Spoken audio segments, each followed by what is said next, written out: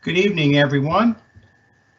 Welcome to the College of Charleston School of Languages, Cultures, and World Affairs Colloquium, featuring the distinguished Ambassador John Emerson. My name is Tim Johnson, and I am Dean of the school. And whether this is a return visit to this series or you are joining us for the first time, we are grateful for your participation, and it will be an excellent evening. Those of you who are returning will already know that LCWA is one of the primary engines for international education at the College of Charleston. Our mission is to ensure that our students and community develop the global perspective and skills needed to succeed and live well in our tightly networked and interconnected world. This colloquia series introduces us to prominent international thought leaders impacting our world now and for the future, and Ambassador Emerson is certainly one of these. I also want to thank our supporters. The LCWA Advisory Board contributes the funding for these events, and to all our board members here tonight, please accept our special thanks. We would not be able to do what we do without your assistance and support. And as always, we want to give a shout out to our friends from the World Affairs Council of Charleston. We appreciate your collaboration and the attendance back and forth in our mutual events. Thank you very much. In a moment, our Ambassador Jim Melville will introduce the speaker. But first, let me say that tonight's topic obviously was planned for post-election. I like to start at the simple and straightforward. After all, the title is What Happened on November 3rd and What It Means for U.S. Leadership Abroad. Clearly, what happened on November 3rd is still in progress and will be for a while yet. It was a historic election. We've heard that often, more votes being cast for president than ever before, over 160 million.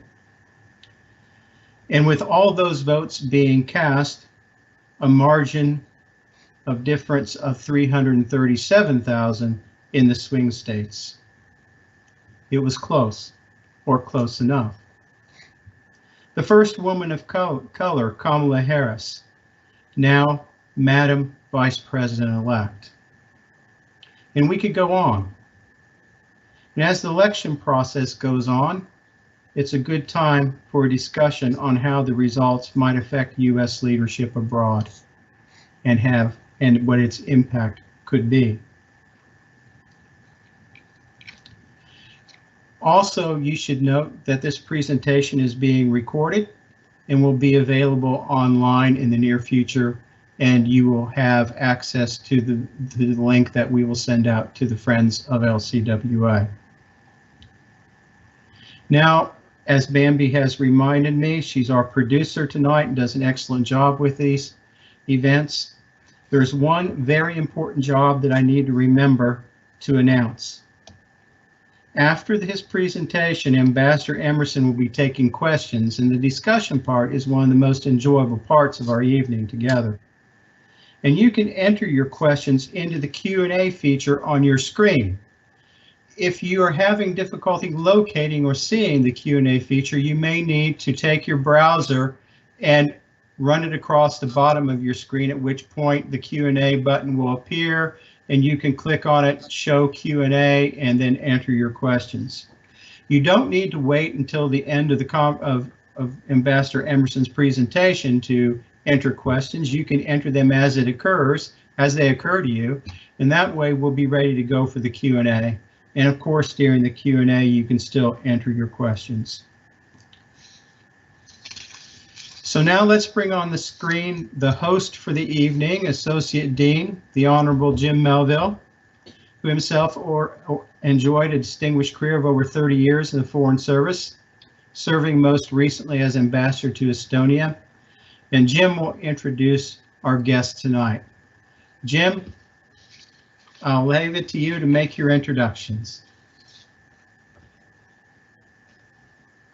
Thank you, Tim. Good evening, everyone. It's a real pleasure to have you with us tonight, or it's not tonight everywhere, because one of the silver linings of Zoom is that we have been able to take advantage of Zooming in guests from all over the country. And our guest today is my dear friend, John Emerson. I had the great honor of being John's deputy chief of mission in Berlin.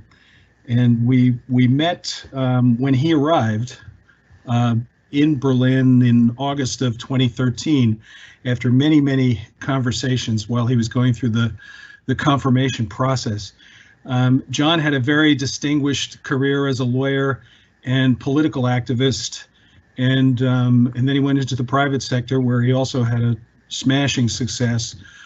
But John has a foot in both worlds. In the private sector, actually three worlds: government, politics, private sector, and diplomacy.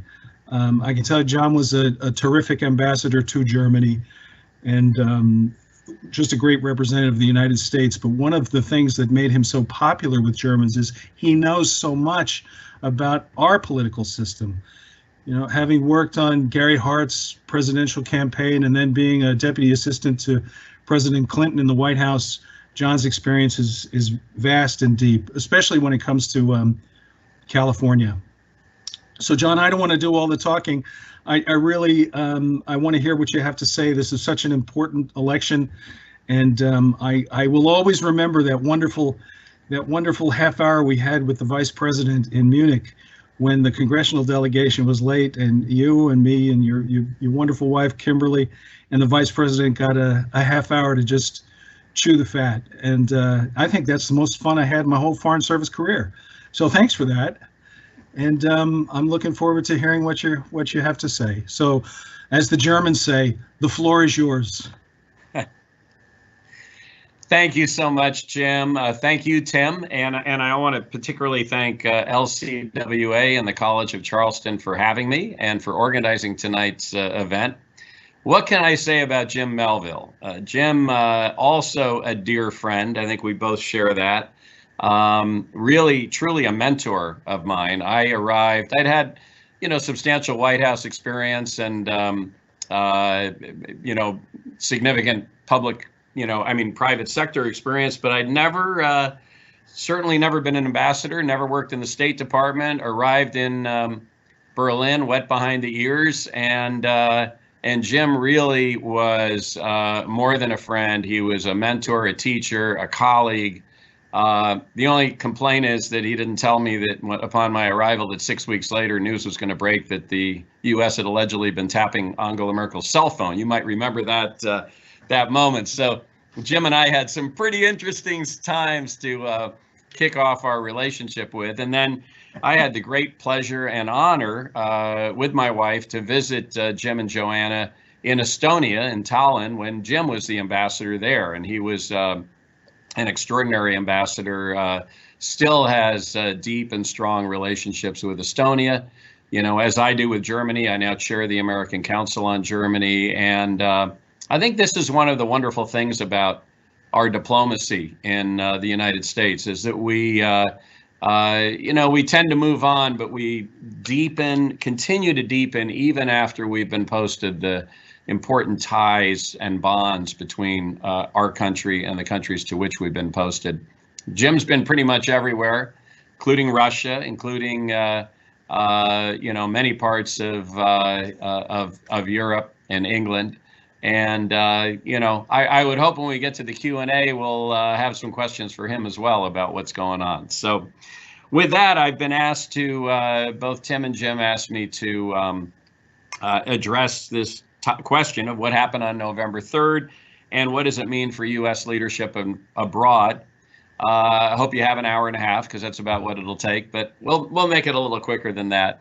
The interesting thing is what happened on November 3rd wasn't all that surprising. I do this sort of for a living. I'm back with Capital Group, which manages the American funds, family of mutual funds, and I'm vice chairman of Capital International. I do a lot of speaking to financial advisors and their clients around the United States, around the world, and been saying for months, Number one, this election is going to be a lot closer than the polls suggest. Number two, it likely will be the biggest turnout election in history.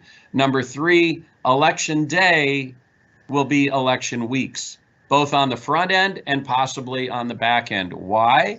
Because number four, while in most presidential elections we have about 25% of the American public voting by mail, in this one we're going to have more than half of the voters vote by mail. And that's complicated. It's not complicated because there's fraud. It's complicated because mail-in ballots have to be validated. You know, if you show up to vote in person, you bring your ID, your driver's license or whatever, you go in, you vote, end of discussion, sign your name, you're out. When you vote by mail, you have to literally sign, typically under penalty of perjury. Sometimes in some states, I forget how South Carolina did it. I think in North Carolina, you had to have a witness also sign. And then that ballot goes in. And before they even open the ballot, someone has to look at it, compare your signature to the signature that you used when you requested the ballot or even when you registered to vote. That takes time. Then they can rip open the ballot. Once they validated it, it goes into the counting pile and it gets counted. So we always knew that it was going to take a long time, no different than any election that we've had for over 100 years since we've had absentee ballots. It's exactly the way it always happens. The only difference here was there were so many of them that it would take days and days for them to be counted. And we also knew a fifth thing. We knew that most Republicans were going to vote or most Donald Trump supporters, independents and maybe even some Democrats who were supporting President Trump, were going to vote on Election Day. Why? Because he told them to. He told them repeatedly, do not vote by mail. Go out and vote on Election Day. And we knew that 70% of Democrats said that they were going to vote by mail. Why? Because they tended to be a little more conservative about the COVID crisis that we're facing.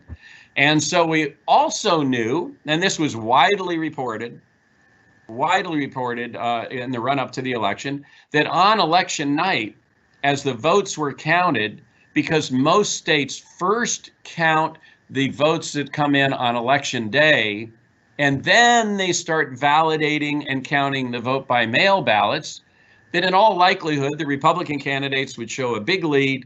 And then as those mail-in ballots were counted, the Democratic candidates would catch up and maybe even surpassed. And lo and behold, that is exactly what happened in terms of the vote count. So now we have, in some lawsuit, some court states, we've got some lawsuits, questions about the votes or whatever. I honestly don't expect the election results to change. And the reason is this: if Michigan, which Donald Trump won last time by 10,000 votes, and by the way, there was no challenge of fraud or recount from Hillary Clinton's camp in that election, Joe Biden won by about 147,000 votes. You're not going to find enough. And by the way, you always do find faulty ballots in these things. You find, signatures that maybe don't match, or somebody, the counting machine counted it wrong. You get onesie-twosies like that, but not enough to change 147,000 votes. In Wisconsin, Joe Biden won Wisconsin by almost exactly as much as Donald Trump beat Hillary Clinton in Wisconsin 4 years ago. And there's an automatic recount because it was a close election. It was below 0.5% difference. And so with that recount, that automatic recount, they'll be going through that in Wisconsin. And Governor Scott Walker, the very active Republican governor who actually ran for president in 2016 himself, has said, look, I've been through 3 or 4 recounts, and it's you're not changing 21,000 votes. You may change a few hundred by that, but you're not going to change that. So you can have a pretty high degree of confidence that that number will hold. In Pennsylvania, it looks like Joe Biden won Pennsylvania by about as much, actually a little bit more than what Donald Trump's margin of victory was in 2016. And so now there's some challenges on some of the Pennsylvania ballots. Interestingly enough, Philadelphia, which is the region where some of the Republicans, or the president has been saying, we're very surprised by all the Democratic votes. He actually did better in the 2020 vote count than he did in 2016. So in other words, in Philadelphia, the heavily Democratic area, he ran a lot better. And the other interesting thing is that in state after state after state, Republicans did really well down ballot. Donald Trump may have lost the election, but Republican candidates won down ballot. There was no blue wave in this election. I honestly didn't think there was going to be. I thought a lot of these Senate races were very, very close, but there was no blue wave at all. So what we have at the end of the day is, I'm pretty confident that we will have a Democratic president, Joe Biden, and Kamala Harris inaugurated on January 20th, 2021. And presumably that will be confirmed in mid-December when we, have finished these lawsuits and go through the electoral college process. And we will have, interestingly enough, what looks like a Republican majority in the Senate, with the exception of 2 votes. So the Republicans now have, the question is what happens with the 2 votes in Georgia, because Georgia has an unusual process where you have to go to runoff. And my guess is that that is going to be the most expensive set of Senate races you've ever seen in your life, because control of the Senate, it depends on it. If the Democrats win both of those, it'll be a 50-50 Senate with the vice president casting the tie vote. Now, an interesting fun fact, with a 50-50 Senate, you cannot do away with the filibuster. You can only do away with the filibuster if it's 51-49. So the filibuster would stay. Where that would make a big difference is in terms of obviously appointments. And the other thing to keep in mind is, even with a 50-50 Senate, and that's going to be a really tough election, I think, for the Democrats. But even with a 50-50 Senate, you got a whole lot of senators by definition who are purple state senators. And so I think we can expect what the Biden administration does in conjunction with Congress, because of this fact, will tend to be moderated more than I think what some of the press reports have suggested when we get to that point in time. And then in the House of Representatives, the Democratic margin actually shrunk because the Republicans picked up anywhere from 8 to 12 seats. The votes are still being counted there, of course, in the House of Representatives. So it was one of those elections where everybody can take something away. Joe Biden and Kamala Harris and the Democrats can say we won the presidency. Mitch McConnell can say, in all likelihood, we're going to keep the Republican control of the Senate. Donald Trump can say, I got more votes, 70 million votes, than anyone who's ever run for president before, except for Joe Biden, who got, on current count, about 75 million votes, and maybe that will be a little bit more. So a very, very interesting election. The Biden campaign is moving forward with its transition. Obviously, they can't quite get into the federal government yet because of the ongoing disputes that are occurring, but I have every confidence that they'll be ready to hit the ground running on January 20th. Now, what does that mean for U.S. leadership abroad? And when I talk about this, I like to separate foreign policy approach from trade and China, and I'll explain why in a minute. So in terms of foreign policy approach, there's no question that the President Trump's approach to foreign policy was a sharp departure from what had really been a 40 to 50 year bipartisan consensus to Democratic administrations, Republican administrations, basically building and engaging in and multilateral institutions to really try to build a network of peace and prosperity. And this largely worked pretty well. We had NATO, we had, the UN and all the organizations within the UN, obviously. We had the WTO, the World Trade Organization, and on and on and on. And while there were obviously differences between Democratic administrations and Republican administrations, this commitment to multilateralism and working with our allies was something that both parties' administrations deeply believed in and pursued. Donald Trump changed all that. When he came in, the concept of America First was, these multilateral engagements, whether they're agreements or institutions, they restrict America's freedom of movement. So we need to exit from those, or at least not be so tied down in them, and try to, and that will give us a better negotiating position in terms of whether we're negotiating with allies or adversaries. And that very much was the approach. One consequence of that was that America alone also played out as America withdrawing. You know, we withdrew from the Paris Climate Change Agreement. We withdrew from the JCPOA, the Iran nuclear deal. We have threatened to withdraw from, and may well withdraw from, the WTO, the World Trade Organization. We withdrew from the WHO, the World Health Organization, and a number of other framework agreements. The INF, the Intermediary Nuclear Forces Agreement with Russia, we withdrew from that. And we withdrew from the TTIP trade agreement, the TPP, the Trans-Pacific Trade Agreement, and stopped negotiations on the TTIP, which was the free trade agreement between Europe and the United States. So basically, it was a very, very different kind of approach.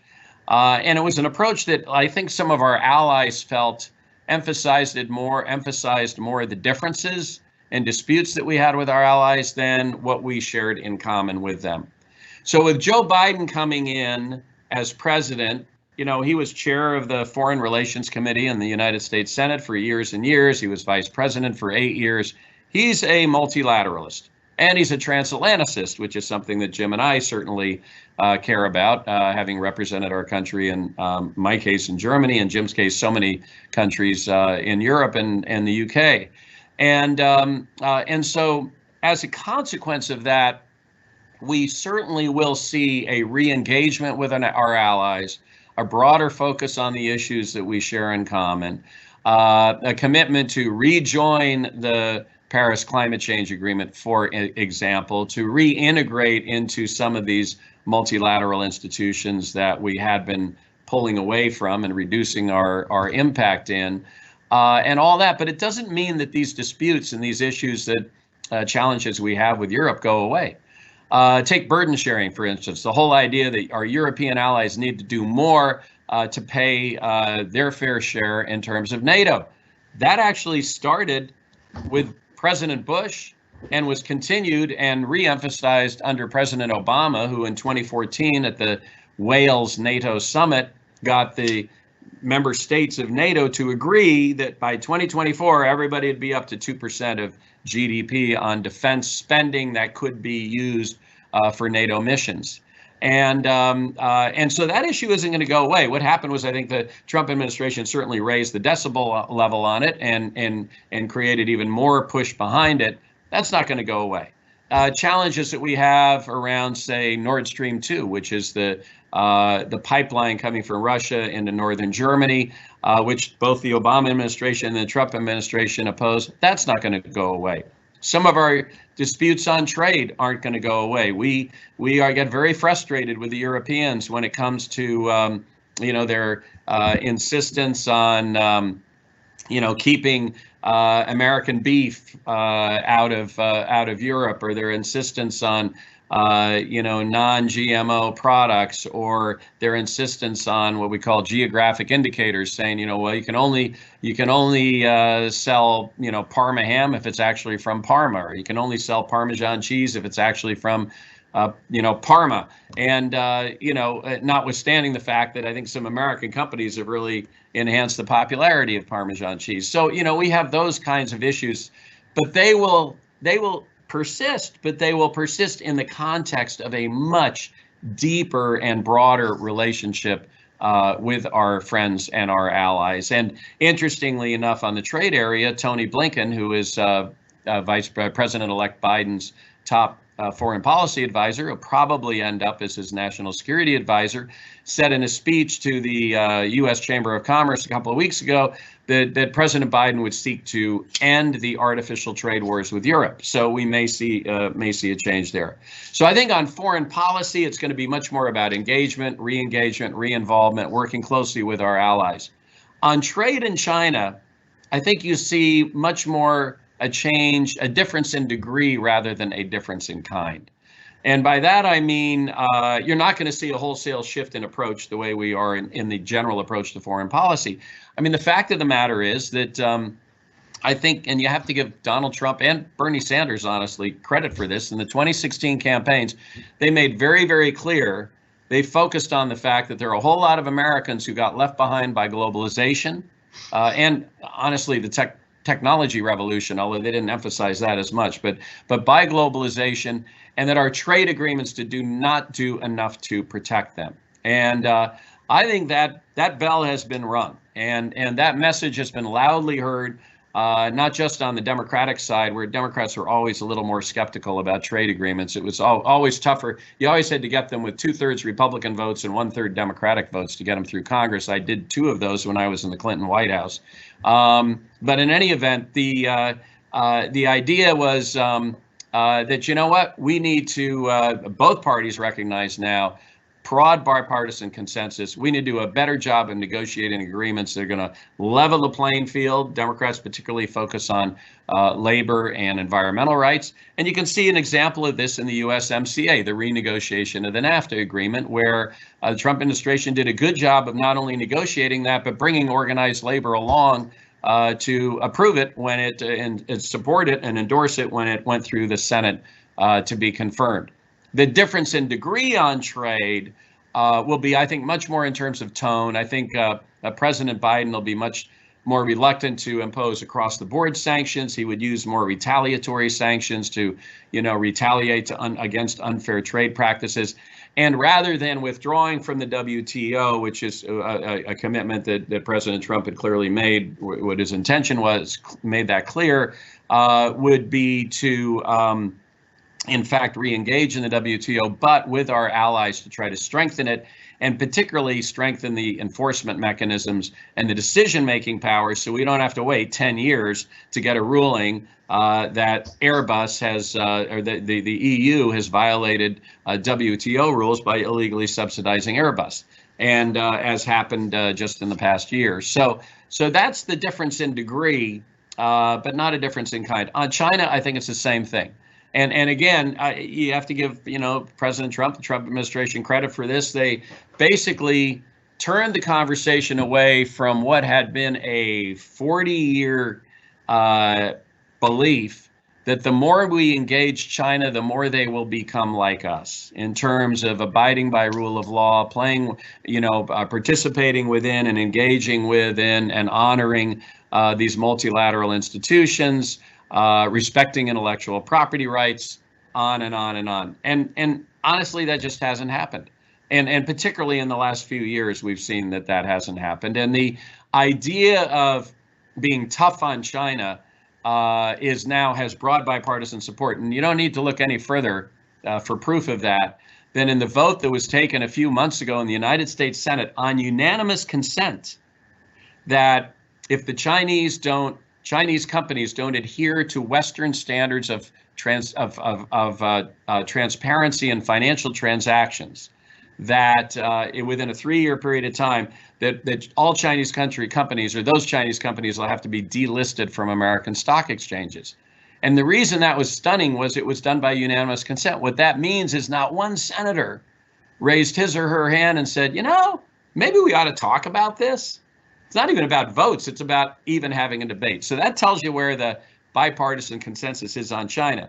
The difference in degree on China will, again, I think, be more tonal. But also it will be in that, again, with the America first being more, let's have America alone negotiate with both friends and adversaries. I think Biden's view is, President Biden's view, and I'm not part of the transition or, foreign policy advisor. This is just my opinion from, what I've read. His view would be much more, let's engage with our allies, particularly our European allies, and jointly bring pressure against China to play by the rules and do what they're supposed to do. So I think you'll see those change. And also, you'll probably see a step up in pressure on China on human rights violations from Biden administration, and as well a willingness and a desire to cooperate on things that we really need China for, like getting control of climate change and like moving forward on nuclear nonproliferation. So you will see some areas, obviously, where we'll have some more cooperation. But with that, I've gone on long enough, Jim and Tim. So why don't I pause and let's see what questions or comments anyone might have. Thank you, John. That was really, a lot to think about. And there are a few questions in the chat room here. I'd like to start by asking you about the economy. The pandemic obviously has been a huge hit, but what are your expectations and what are you telling clients about the differences that they can expect with a Biden administration in charge of the levers of government here, as opposed to what we've had the last few years? Well, I think first of all, in terms of the economy, let's understand that there is a sort of a separation between the stock market and the real economy. A lot of people ask about that. They go, "Wait, how could the real economy is not doing too well? You know, record unemployment and small businesses going under and struggling, and how on earth can we be seeing the stock market go like that?" Well, don't forget, the stock market is driven by things like the Fed, which has taken important policy steps to keep interest rates down low and pump liquidity into the system. That liquidity has to go somewhere. It often goes into capitalization of these companies that are part of the stock market. And guess what's part of the stock market? The biggest companies in the world, right? Third thing is, that's the second thing. The third thing is you've got leading the stock market, you've got companies, the FANGs basically, that are doing incredibly well in this digital environment, just the way we're communicating here. We're communicating on Microsoft Teams. Guess what? That's good for Microsoft. Mm-hmm. And so those things are all, and then the final thing is the stock market is looking forward 6 months, and clearly things that'll impact the stock market are much more are issues like, are we going to get a vaccine? Will it be widely disseminated? Will people take it? And when do we expect that to happen? Then what are President Trump or President Biden going to do on a given regulatory rule or a tax policy? I mean, those kinds of big picture things are going to impact it more. How do I see the world changing in when we come out of this? And by the way, I think the biggest change will be, you know, President Trump has really been focusing on the vaccine, which is great. And you know, God willing, we get one really, really soon. That was great news coming out of Pfizer. If Pfizer wasn't a part of the Warp Speed investment, but we'll obviously benefit from that, which is great. The second thing that he's focused on is the economy, and honestly focused a little bit less on the sort of preventative actions that people can take to sort of prevent the spread of COVID, in particular wearing masks. So you have President Biden assembling, and he announced yesterday that assembling a task force of scientists to guide protocols in terms of what we can do to further prevent the spread of coronavirus. You'll clearly see an administration encouraging the wearing of masks that really can make a difference. Obviously, you can still get it if you wear a mask, but the numbers just drop dramatically, particularly if both parties are wearing masks. Social distancing, eating outside, so on and so forth. No one wants to shut down the economy again. I mean, I'd be shocked to see that happen. I think it's you know, under a Biden administration. But first and foremost, he's going to focus on, let's get the COVID crisis under control, because we can't really begin to get back to where we were in the economy until we do that. Secondly, we'll be obviously working to stimulate the economy. Now, people keep talking about we need a stimulus package now. That's not a stimulus package. It's a stabilization package. I think it gets confused in the press. I call the stabilization package the thing that we did, the $3 trillion in the spring, that was basically to give you know, money to the PPP program for small businesses, the $600 a week of extra money for unemployment insurance, trying to stabilize, prop up the economy so it didn't crater into a depression. That we need, and hopefully we'll get something like that in a lame duck session. And I think Mitch McConnell has even indicated that he'd be willing to talk about it. The second thing we need, and this probably won't happen until we have the new Congress in there and the new president, is a big stimulus package. And a huge piece of that will be infrastructure. And I'm pretty confident that we'll get a healthy infrastructure package. You know what? You've seen the Democrats in the House wanting to do a huge package, Republicans in the Senate wanting to do a package that's somewhere in, maybe a third of that, if that. And then the president wanting not quite as much as what the Democrats do want, but pretty close, with just differences in terms of where some of that money would go. My guess is now that the election's over, we hopefully, in bipartisan fashion, can come together with a healthy stimulus package. And while the Republicans tend to be a little more reticent, as is their want to about spending money and increasing the deficit, a totally appropriate point of view. I think you can, to be cynical about it, you can buy votes in any kind of a stimulus package, particularly with infrastructure. As an example, Joe Biden has talked about $500 billion being spent on increasing broadband access. There's a huge digital divide in rural America. This is massively important, particularly when we're in an era where sometimes in certain areas schools get closed down because of the COVID crisis. So the idea of investing there, and every senator and member of Congress has got some bridge or road or school or airport or a light rail project that they would love to see constructed. And so that, I think, to me, encouraging that we'll see that very soon thereafter. Next, I think it really depends on whether the Democrats win those 2 Senate seats in Georgia. Assuming they don't, I doubt there'll be any change, or if so, it'll be very minor change on tax policy.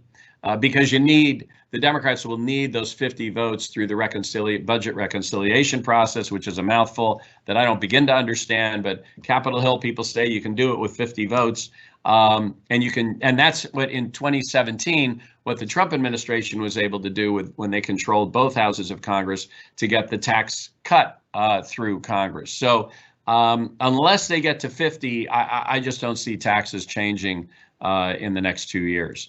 What I do see changing is more on the regulatory front. I think a lot of the environmental and climate regulations that have been either not enforced or taken away or eliminated, I guess is the right word, during the Trump administration. The Biden administration is going to want to work pretty quickly to reimpose some of them. Hopefully they'll look at, well, what was working, what wasn't working, and make some changes on that basis. But I think you're going to see a big focus on clean energy coming out of the administration. Then the final thing I'll talk about is not so much administration policy, but to basically answer what I think is the fundamental question, which is how are our lives likely to change in a post-COVID world? I think that we'll be probably doing more of this. I think business travel is going to come back a lot more slowly because I know I traveled a ton in 2019 and early 2020. I'm going to be saying, well, can we Zoom that? If people want me to go to some kind of meeting. And I wouldn't be doing this. I wouldn't have the opportunity to do this, getting much more opportunity to communicate with folks through this medium. Now, I know a lot of people are sick of the Zooming and I think are desperate to want to get back traveling, but I would sense that it's going to be tough sledding for a while for airlines and hotels and restaurants that depend on the business traveler and convention centers and conference centers and things like that. But that'll start to come back. I think in the area of healthcare, we're going to be focusing a lot on pandemic prevention.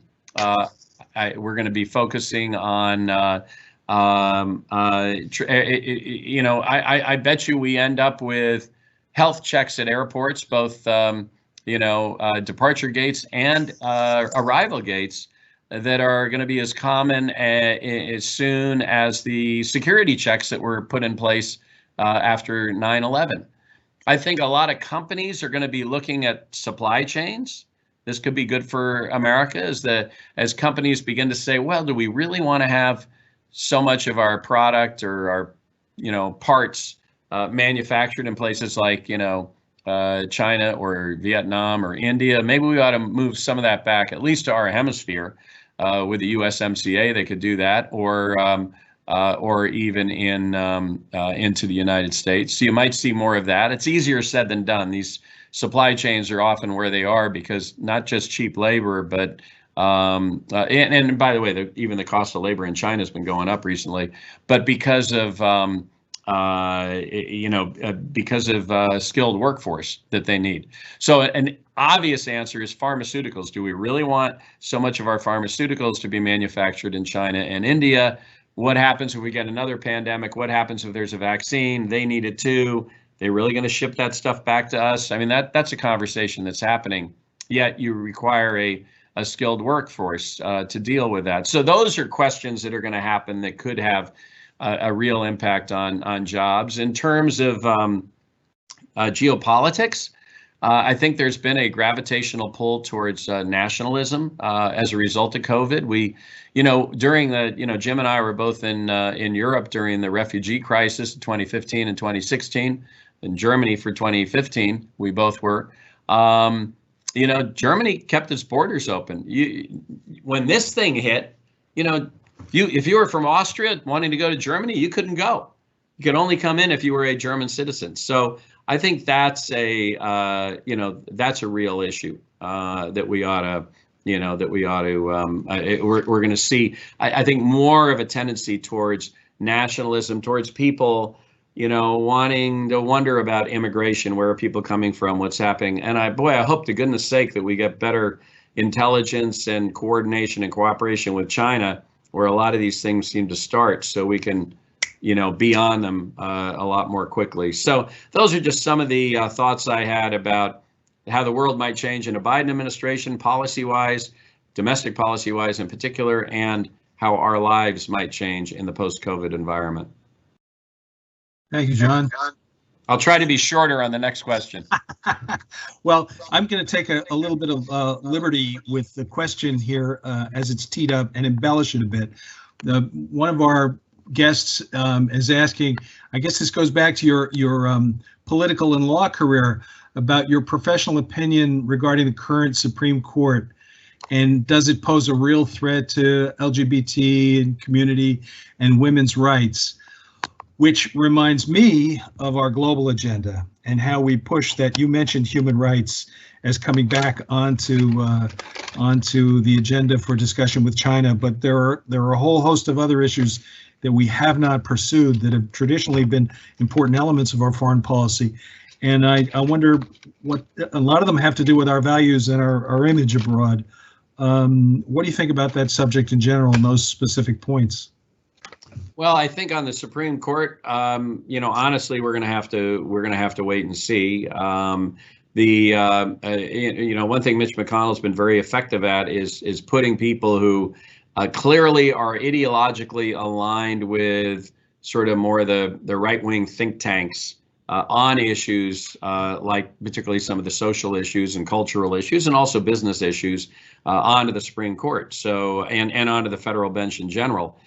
So Donald Trump, in part because of McConnell not allowing Obama's appointment of Merrick Garland after Antonio Scalia died in January of 2016 to be even granted a hearing, because that would be wrong to have in the final year before an election a Supreme Court nominee confirmed. We of course did the same thing. We did just that with Amy Coney Barrett, who had her hearing and confirmation literally 3 weeks before the election in 2020. But in any event, yeah, you got the power, you can do it, right? That politics is about winner. It's a winner-take-all sport, and that's where we are. So today will be an interesting. It was an interesting day. We had the challenge to the ACA, the Affordable Care Act, known as Obamacare, brought back up to the Supreme Court, an effort by the Trump administration and a number of attorneys general to, wipe the whole thing out. We'll see. I read or saw on the news, somebody said, well, the questions that the court asked suggested maybe they were looking for a way to uphold it. I would say you got to be really cautious of reading into that. Let's wait and see what the what the opinion says. On issues like LGBT rights and the speculation you get from certainly liberal circles is not so much you're going to see, okay, now you can't get married anymore. They're not going to take away something big like that. But and same thing with Roe v. Wade. But what you would see is sort of incremental approvals of laws that are sort of eating away at and limiting that right, like the Supreme Court case that said you had a right, the Colorado bakery had a right not to sell a cake to a gay couple. So you may see more of those kinds of things, but honestly, we've just got to wait and see, and that's sort of where we are in those courts. In terms of globally, I think that a lot of there's been concern among some of our allies. I'm in Europe and Asia probably a third of the time, and some from business people, but also from folks in civil society, that as the United States sort of becoming more transactional and less values focused, less making decisions on the basis of our shared values, like rule of law as an example, or freedom, democracy, free press, all those sorts of things. And I think there's honestly there's been a great positive reaction to President Biden's election because of a sense that maybe that will return. But again, as I cautioned earlier, it's not going to return to the way everything was. Things have changed. We've got, we have some different, not just different issues that we may disagree with, but we've had 4 years of a different kind of presidency, and that has an impact, and that has an effect on how both allies and adversaries will deal with us, even in this administration. So, but I do think that, people will be looking at some of the values that are projected by the United States of America in terms of what we do. They look at immigration. They look at issues like child separation at the border. They look at, obviously, you're going to be looking at things like LGBT rights. You're going to be looking at what positions do we take or not take on human rights and all that. And often, in many instances, taking a lead from us. I remember President Obama on his last trip to Berlin, which was literally 10 days after the 2016 election, he said, often there's not a lot that gets done without American leadership. So I think the rest of the world is waiting for that. And honestly, those of us, I'm pretty sure Jim feels this way, would also like to see the rest of the world take a little bit more leadership themselves. This was an issue that we pushed Germany on quite significantly during our time working there together. We called it Global Germany. It's like, get Germany to not necessarily wait for the U.S. to take action, but to move forward.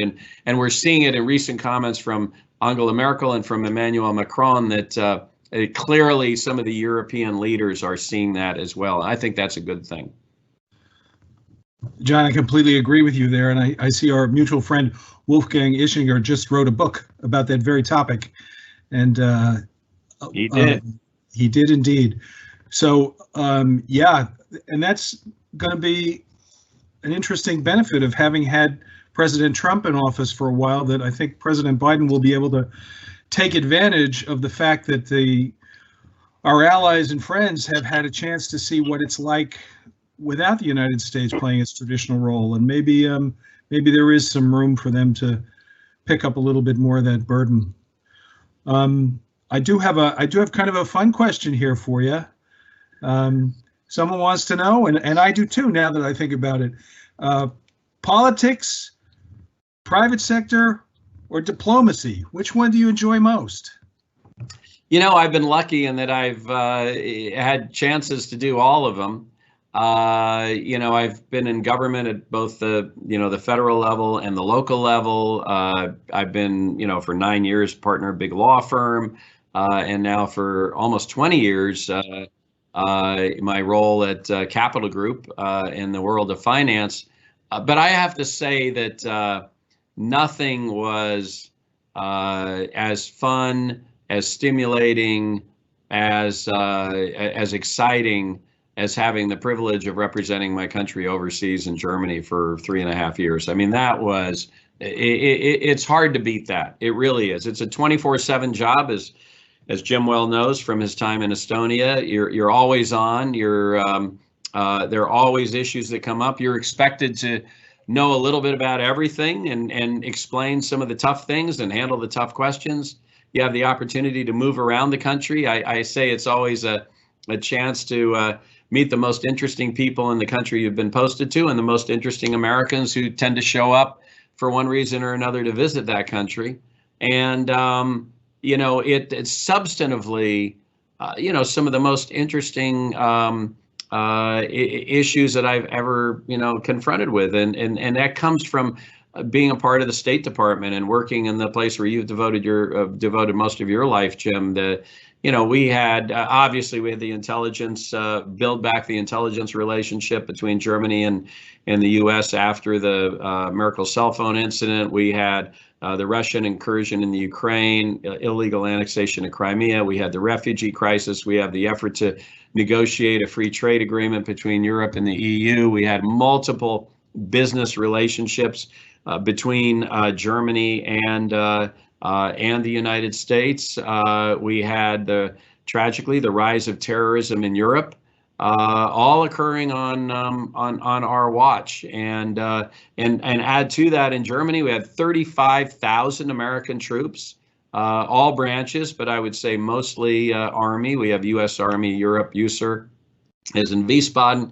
USAFE, U.S. Air Force Europe, is in Ramstein, both very well known in this country, important bases in Germany, and 35,000 troops. And you're sitting in a country that bordered 9 other countries and really is right smack in the middle of Europe, with a whole lot of interesting cities too. Frankfurt, Munich, Nuremberg, obviously Berlin, Leipzig, Dusseldorf, Cologne, Dresden. I mean, iconic cities. So hard to beat that. I mean, as much as I loved being in the White House and flying around Air Force One with Bill Clinton, which I fortunately had the chance to do on a number of occasions, nothing beats diplomacy and having that opportunity to serve your country abroad. So I'm gonna bottle that, John, because one of the things that I really enjoy about being at the College of Charleston is that opportunity to talk to young people about public service and not only what an honor it is and what a contribution you can make, but you can really have a lot of fun. And it's absolutely. So thank you for that. By the way, for young people, some of the fun things are when Homeland came to film season 5 in Berlin, or when Captain America Civil War was filmed in Berlin and Leipzig, and you get to meet a lot of the folks involved in that, go to the set, whatever. That was great. Well, John, you have those wonderful John, you have those wonderful Hollywood connections that most folks don't have. I mean, you live right above Beverly Hills there, and I know Kimberly was in the industry, and I remember the Hunger Games also filmed in Berlin, and you had a very close association with that series, as I recall, given that your daughter was one of the actresses in it. That's true. That's true. No, that was great. Great fun. John, I don't think we've got much more time, so I'm just going to turn it over to you for some final thoughts before going back to Tim. I did want to say though that I want to have you come to Charleston. I want to get you, the heck with Zoom. At some point, you need to come here and see the place and meet the folks, and we'll show you a good time, and we'll make productive use of your presence. Well, I'll have to come during Spoleto, maybe. Okay. I have heard wonderful things about Charleston. It's one of those cities I've always wanted to go to and haven't. So we definitely got to put that on the list, put it on the bucket list, basically.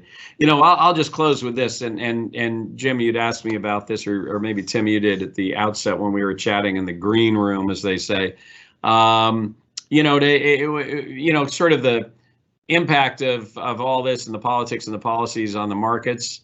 And I guess my one piece of advice I would give is, sit down with your financial advisor and develop an asset allocation strategy that makes sense for you and your family, short, medium, and long term. And don't play politics with your portfolio. Keep the politics and the portfolio management separate. Stay invested. There were a whole lot of people who in 2016, when Donald Trump got elected, joined in that sell-off the next day. And it took them a while to play catch up once they decided to get back in the market. They missed a lot. And then there were a whole lot of people in 2008 who, after Barack Obama got elected in the middle of the global financial crisis, joined in that sell-off. And they probably felt pretty good for about 5 months as the market kept going down. But after March 9th, 2009, that market essentially went straight up for the next 10 years. So really just work with your financial advisors, stay invested, let the advisors and the portfolio managers make the nuanced changes in the portfolio to take care of companies that are going to be winners or losers, and whether it's the COVID environment or what have you, or depending upon which administration is in, let them do that. But for goodness sakes, stay invested, because historically, in virtually every presidential cycle, the market ends up higher at the end than it does at the beginning. So I just say thank you so much for having me, and I guess we turn it back to Tim, right?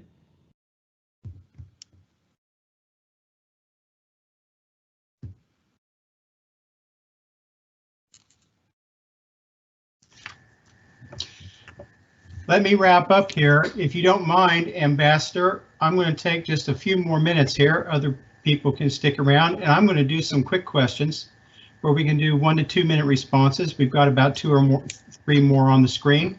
I know that that's hardly fair to you, but let's see what happens. Let's have some fun. So one question was, the Obama administration seemed to pivot to the Pacific. Do you see our foreign policy moving in that direction under Biden? And what? Yeah. Okay. That's it.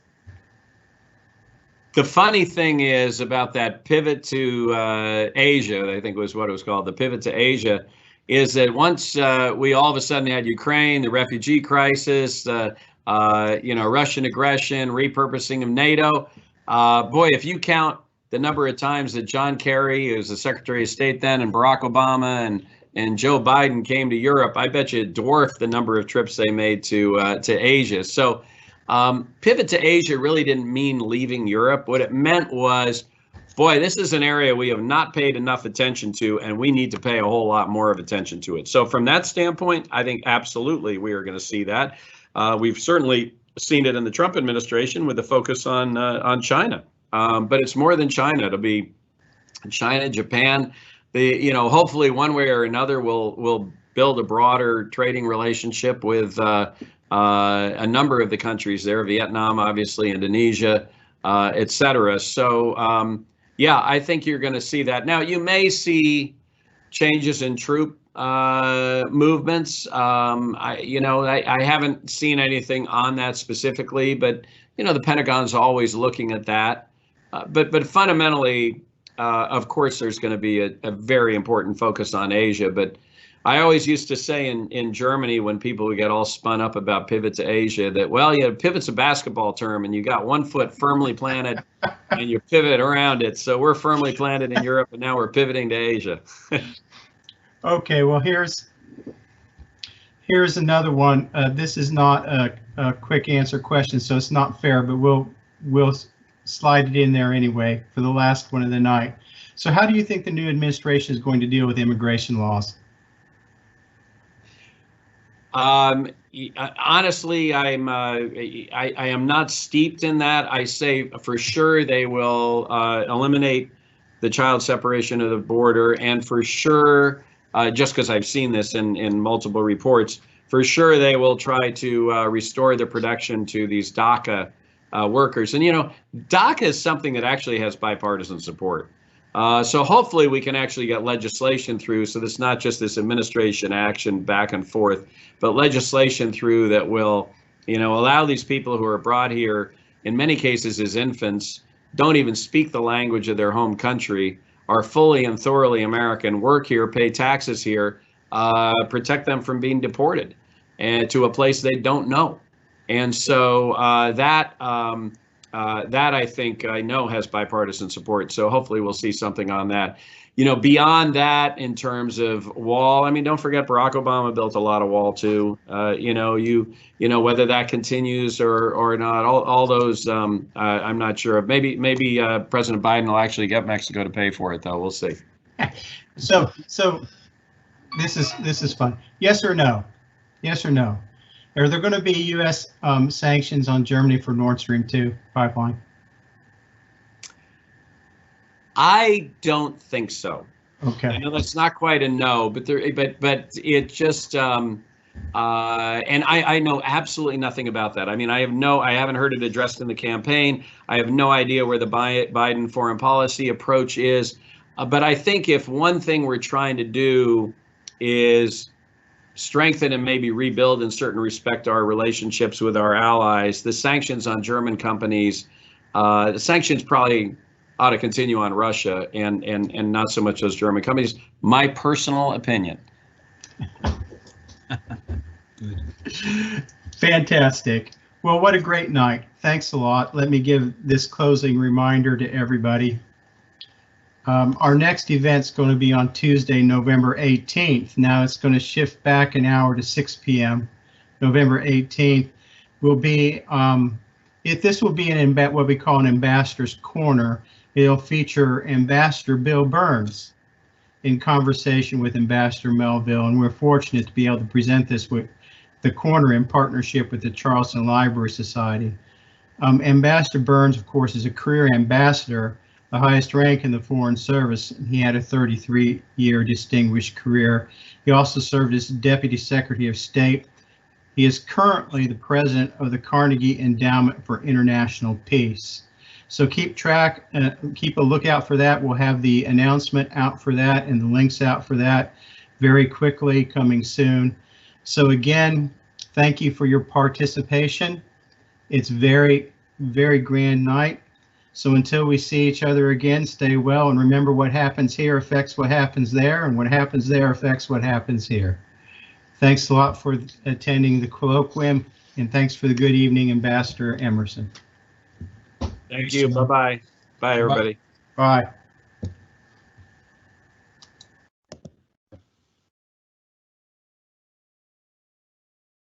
Okay.